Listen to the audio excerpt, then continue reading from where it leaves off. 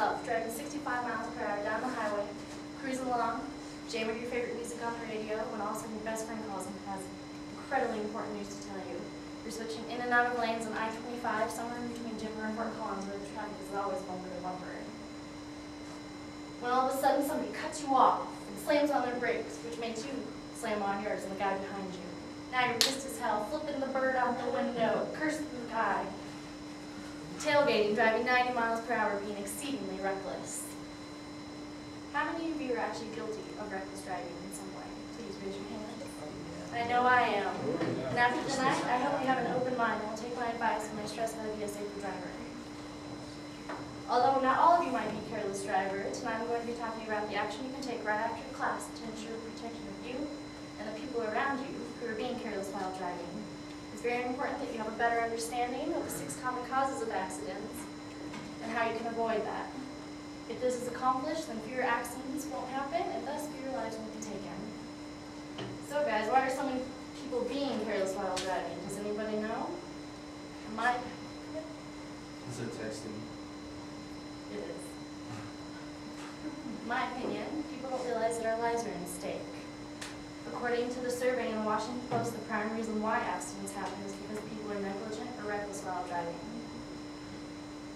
It has increased vastly in the past few years, and people are starting to know these increases.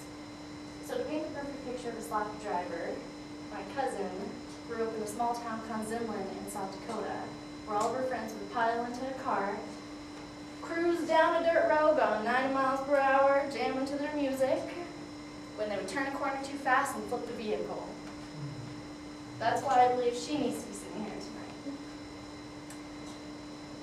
So, what exactly are the cause of so many accidents? There are 6 common causes, and the first is being distracted while driving.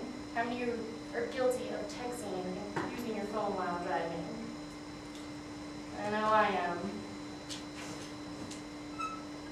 This among eating while driving, changing your CD or the radio while driving, can be very distracting. And I've actually seen somebody brush their teeth on the road while driving. And come on, leave 3 minutes earlier, or wake up 3 minutes earlier, and brush your teeth before you leave. It's not that difficult. Mark Edwards, the director of traffic safety, stated that 25 to 50% of all motor vehicle crashes is caused by distracted drivers.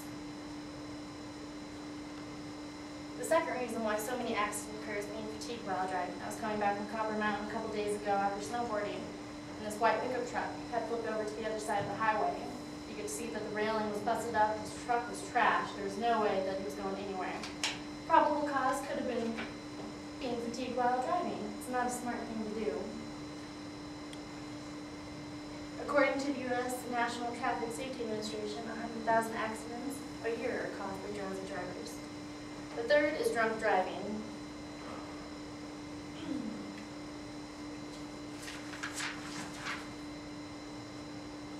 It was estimated that 16,654 people were killed in alcohol-related accidents. That's 31 people every hour. I think that really speaks for itself. The fourth main cause is speeding. I know we're all in a hurry to get where we're going.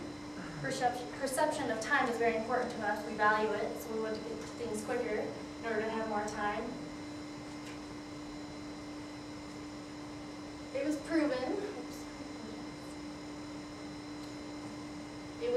by the National Insurance Institute of Highway Safety that when speed increases from 40 miles per hour to 60 miles per hour, the crash is almost double. The fifth is those mean, aggressive drivers that tailgate, use the bird, and honk their horn, and use rude gestures and don't think that they obey the laws. According to the New York State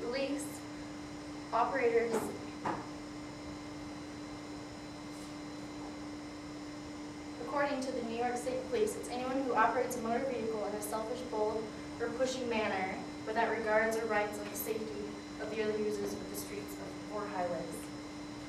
I apologize about the misprint. Lastly is good old Colorado Springs weather. We know how often it changes.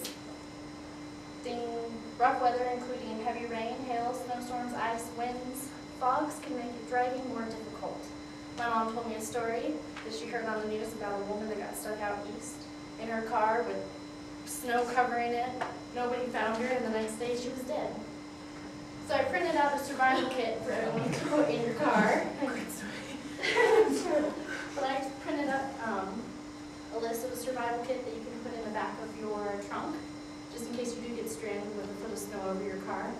It has candles and a can for heat and to melt the snow, a warm blanket, water bottles, energy bars with protein, a pillowcase to tie on the antenna so you can be seen and help your ride, a flashlight, and some matches. I'm just going to pass those around.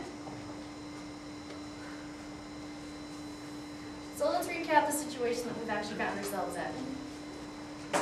We're driving 90 miles per hour on the phone with our best friend, flipping the guy off, honking our horn on a Friday afternoon. We need to stop talking on the phone and texting while driving. We all know it's illegal to text and drive in Colorado now, so if you do get pulled over, you will get a ticket. We need to get plenty of sleep. We need to get plenty of sleep the night before in order to avoid a little nap while driving. And don't drink and drive. I believe all of you aren't able to. Some of you aren't old enough to even drink, so that shouldn't be too hard to avoid. Don't speed and be kind. Don't you want the world to be a better place? Just wave at those mean, aggressive drivers, and maybe they will take things in from you. You guys, most of all, while you're driving, put in your favorite tunes, relax, and enjoy the ride, because after all, a safer life is better than no life at all. So tonight, please leave with the idea that although not all of you are reckless drivers, as reckless as this, all you can either teach yourself or someone else how to be a safer driver.